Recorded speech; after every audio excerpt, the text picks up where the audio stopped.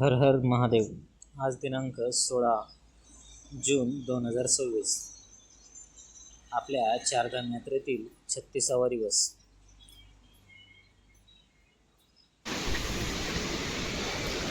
सुंदर अशा सकाळी आपले नित्यकर्म उरकून आश्रमातून बाहेर निघाले. चहा वगैरे आणि बालभोग करूनच निघाले. वाटेत चालत असताना एका दादाने चहाची पिशा दिला आणि चहाची पिशा घेऊन पुन्हा पुढे चालायला सुरुवात केली. वाटेमध्ये एक माताजी सर्वात उंच झाडावर उभा राहून त्या झाडाच्या फांद्या साळत होत्या. एवढ्या उंचावरून खाली पाहिल्यानंतर डोळे गरगर करून त्या वरून फांद्या साळत होत्या. आम्ही डोंगर चढत होतो. साधारण 10 किलोमीटर असे अंतर होते की जिथे आम्हाला दुपारच्या मुक्कामासाठी म्हणजे गोपेश्वर या ठिकाणी जायचे होते. 5 किलोमीटरचा डोंगर हा चढण्याचा होता आणि 5 किलोमीटर उतरण्याचा होता.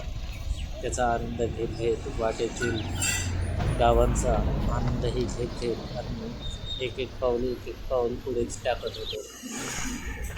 वाटेमध्ये एका ठिकाणी एवढे अंजीर पडलेले होते की जशी आपल्याकडे फुलंही पडलेली असतात, परंतु त्याला कोणी उचलायला तयार नव्हतं.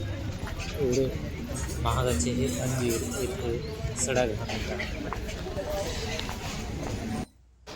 चालत चालत साधारण 11-11:30 वाजता गोपेश्वर या महादेवाच्या मंदिराच्या गेटवर येऊन पोहोचलो. सर्वात प्रथम आल्यानंतर तिथे आसन वगैरे लागले आणि महादेवाच्या मंदिराचे दर्शन घ्यायला निघालो. येथे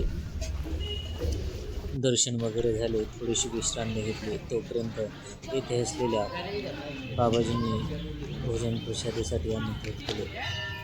खूप सुंदर असं हे गोपेश्वर महादेव मंदिर आहे. या चारधाम यात्रेतील हे अजून एक महत्त्वाचे स्थान म्हणता येईल. येथे असलेल्या परिसरामध्ये हे 12 ज्योतिर्लिंग आणि इतर काही अवशेष जे येथे यात्रेकरूंना पाहायला मिळतात. खूप सुंदर असं दुपारचे प्रसाद दिले, आहार केला, कारण ऊन हे बऱ्यापैकी तळपत होतं.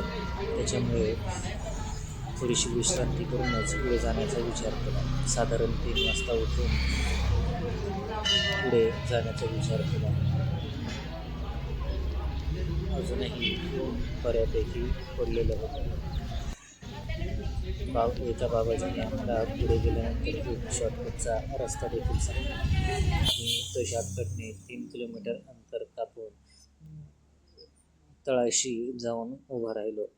परंतु 4 वाजताच तिथे पोहोचल्यामुळे आम्ही पुढे जाण्याचा विचार केला आणि बिरही या गावी येऊन पोहोचलो साधारण 7 वाजता.